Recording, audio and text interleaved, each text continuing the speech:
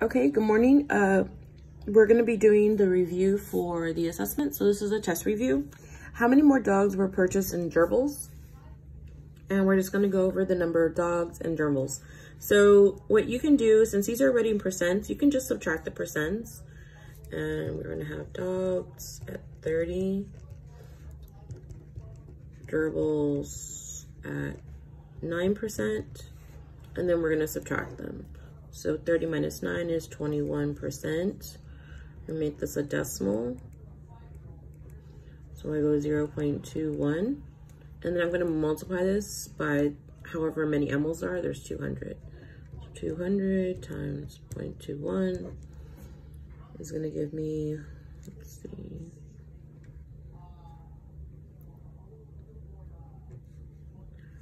42 more dogs.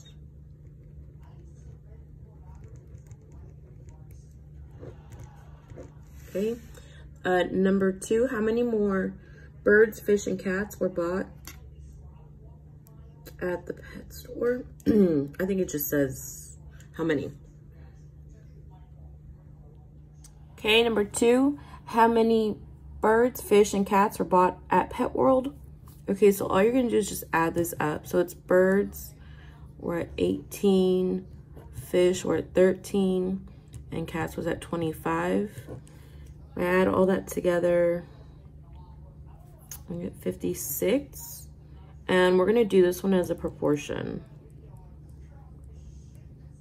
Okay, so we're gonna say it's 56 out of, because these are percents, it's gonna be 56 out of 100%. And we don't know how many animals there were sold, but we know that 200 were sold, but we don't know the exact number of this group of animals that were sold.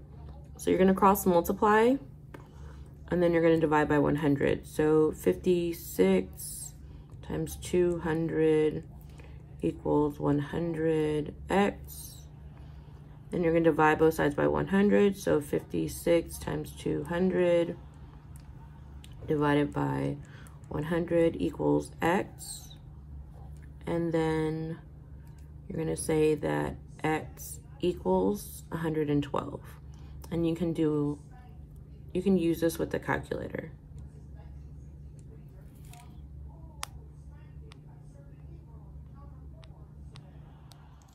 Okay, number 3, it says, look at the graph. What are the equations of the vertical and horizontal asymptote?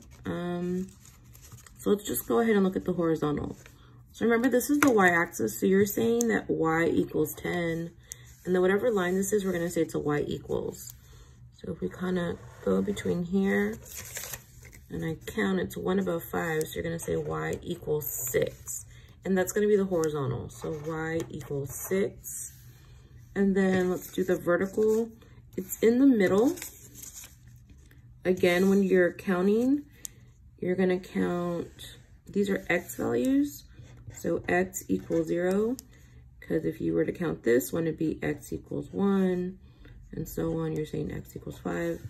I know that some of you are getting confused on that. So the vertical asymptote would be x equals 0.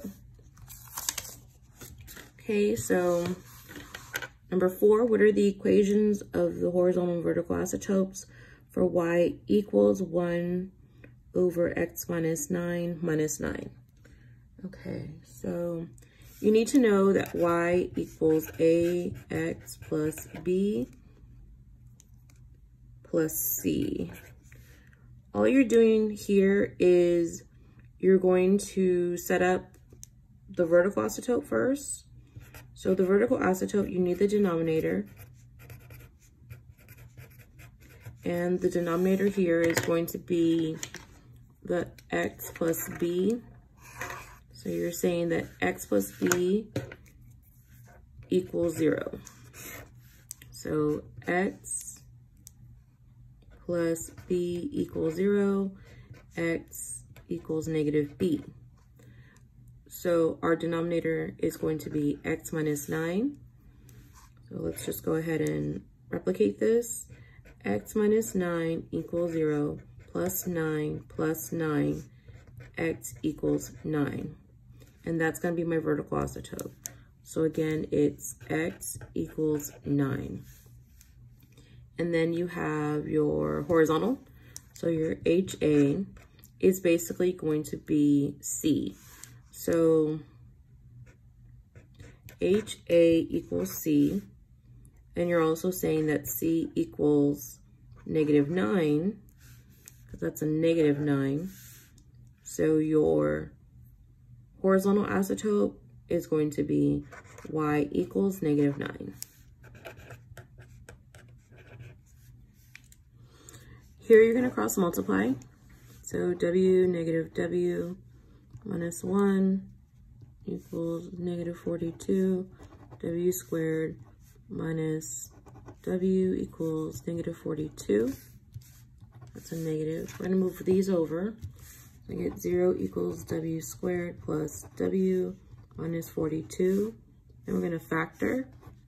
0 equals, I say a w and a w. I'm going to have different signs because they're different signs.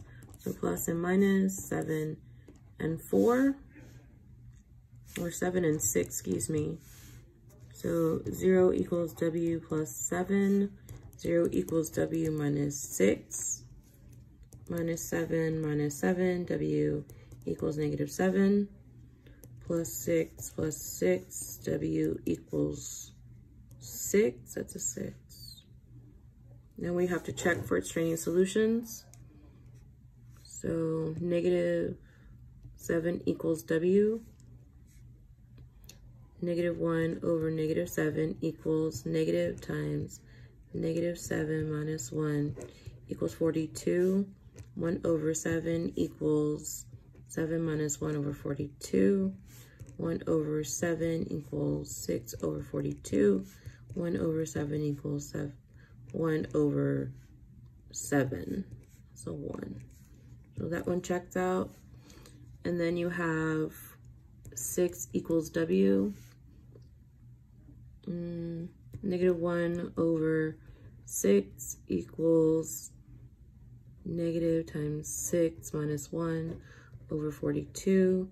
-1 over 6 equals -6 minus 1 over 42. -6, 1 6 equals -7 over 42. -1 6 equals -1 over 6. So that works.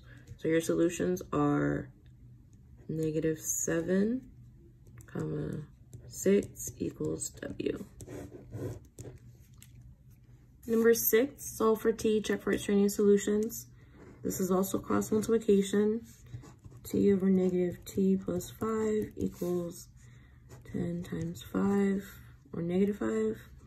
-t squared plus 5t. I'm distributing equals -50. I'm just going to move all of this over. So when you move all this over, you just switch the signs.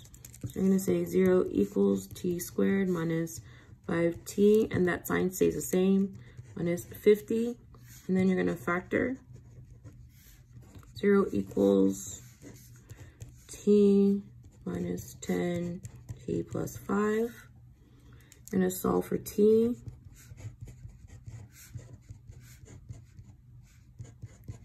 So t equals 10, t equals -5.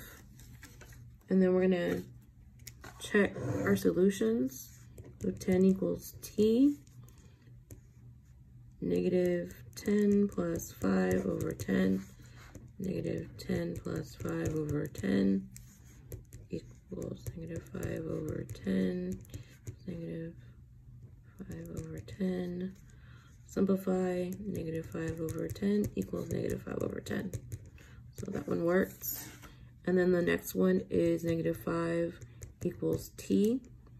So -5 plus 5 over 10 equals -5 over -5. So I'm gonna get 10, because this is 5 plus 5 equals -5 over -5 is actually a 1.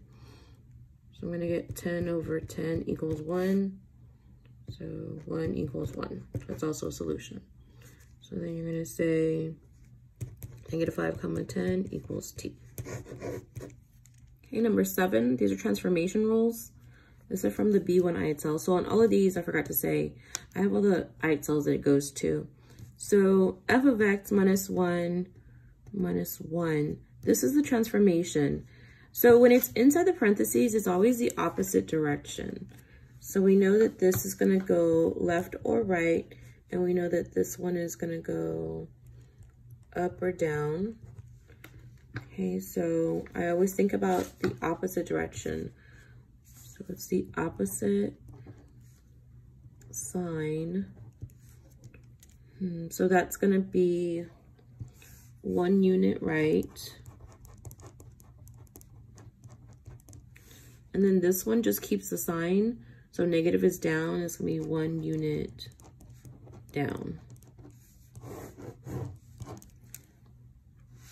Okay, so in this case, it went from f of x, and it says f of x, open parentheses, 1/7 times x plus 1. So I know that it's, when it's inside the parentheses, I know that it's horizontal. So it's either a stretch or a compression that's horizontal. And then I want to say that this 1 inside also means a left or right shift. And remember, it's the opposite sign. So plus is right, so that means it's going to be to the left. So I'm going to go 1/7 is going to be, since it's a fraction, it's a stretch, a horizontal stretch. And I know this is 1, so it's going to be 1 unit left. Okay, so the graph shows g of x, which is a translation of f of x equals absolute value of x. Write the function rule for g of x, write your answer in vertex form. Okay, so I need to know my answering for g of x. I need it in vertex form. I know that I need to know what that equals, my h equals, and my k equals. I also know that down here is my vertex, which is h comma k. Let's just read what this vertex is. This is a 5, and that's a -9. 5 comma -9. So now my h is 5. My k is -9.